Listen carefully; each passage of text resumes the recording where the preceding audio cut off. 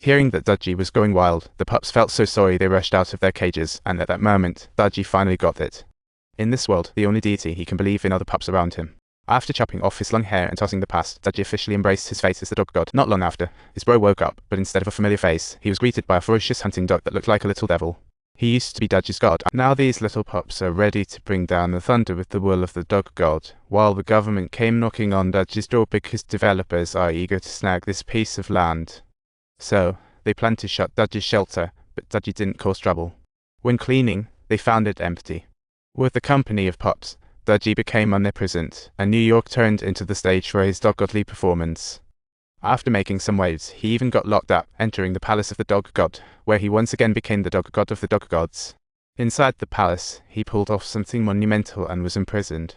But Dudgy and the company of pups found a rundown old building. Dudgy might not have felt true love, but he poured all his affection into his pups. Though when he recited Shakespeare to them, he couldn't help but sigh. Now he lost the title of Romeo, and to support his pups, Dudgy had to go back to job hunting.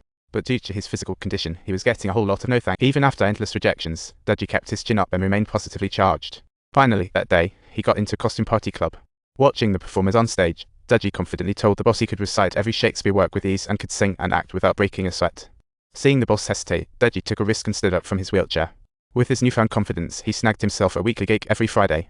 The moment he opened his mouth, the whole world should have felt the surge of confidence.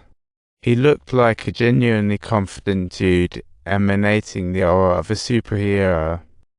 This time when he spoke, the entire world simply had to halt their hurried pace and listen intently. His professional and captivating voice moved every spectator in the room. Undoubtedly, everyone believed in God and sought comfort in prayer, but is the Almighty really fair? Does it listen to everyone's heartfelt wishes? Everything Dudgy went through, he could only feel the glow of life in those few minutes on stage. Every Friday, when he sang his song, that period of time became Dudgy's brief haven. Even though he could kick the bucket any minute due to bone marrow pressure, Dudgy still chose to stand and face the only salvation in the darkness. The performance was a smash hit. Dudgy safely sat back in his wheelchair. During his time with the pups, Dudgy discovered that they actually understood him. 250 grams of unsalted chicken fat.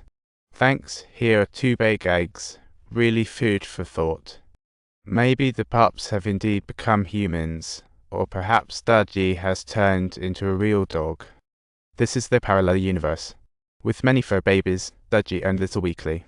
At night, the pups sneaked into rich mansions, taking their bling. The bad news. The insurance company, during their investigation, uncovered the same pack of dogs and tracked them right back to Dudgy's ride. One day, the little guy from the insurance company followed Dudgy to the abandoned building.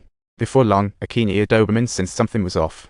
He quietly advanced with a gun in hand, when a mischievous puppy seized the moment to slip silently through a doggy hole and into Dudgy's room.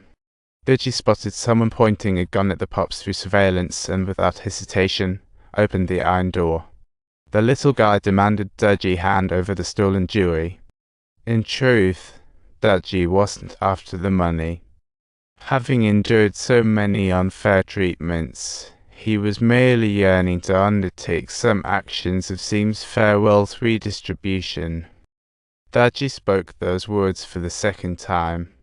Confronted with the little guy's intimidation, he reluctantly disclosed the safe's password. But in the end, the little guy managed to grab all the jewels.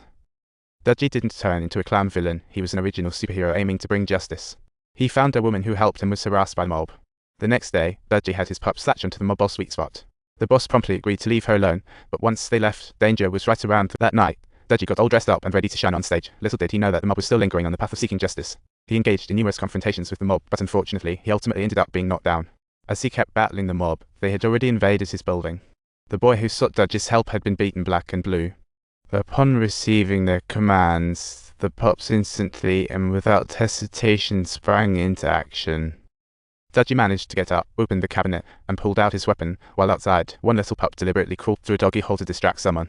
With the first scream, the one-sided slaughter had finally begun, as the pups attacked the mob in coordinated chaos. But at that very moment, Dudgy wasn't in the best of health, and subsequently, chaos began to unfold. Among them, one big guy immediately noticed a tiny little pup and started chasing after it. Another guy saw an even smaller pup, flashed his light to check it out, only to find a pup waiting patiently for him. This unfortunate dude stepped in and was instantly surrounded by pups, too slow to react, and turned around just in time to be half-eaten. Meanwhile, on the other side, another thug had his sights set on the little pup and opened fire without hesitation.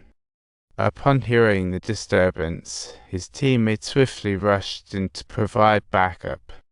This fella didn't know what to do and got sent to the doggy pit by the rushing pups, while Dudgy promptly fired 2 shots and fulfilled his mission. In a fluster, the boss urgently called for reinforcement forces. However, in the very next instant, he faced his doom. Poor Dudgy called back desperately, but all tactics had been exhausted, leaving him with no choice but to concede. He fought and faced the trial, and that was enough. Moments later, the boss walked into the room with a gun. "This is the boss command. I'd wager that the boss is absolutely not by your side today. Cheers to that. It represents over a dozen lives, all wiped out, not a single survivor." Buckling up in the back of the police car, Dudgy exhibited an unexpected calmness, appearing as serene as ever, quite contrary to the anticipation of facing immediate interrogation. Instead of an interrogation, he encountered a psychiatrist named Evelyn. Seeing Dudgy dressed up this way, Evelyn noticed he was surprisingly calm.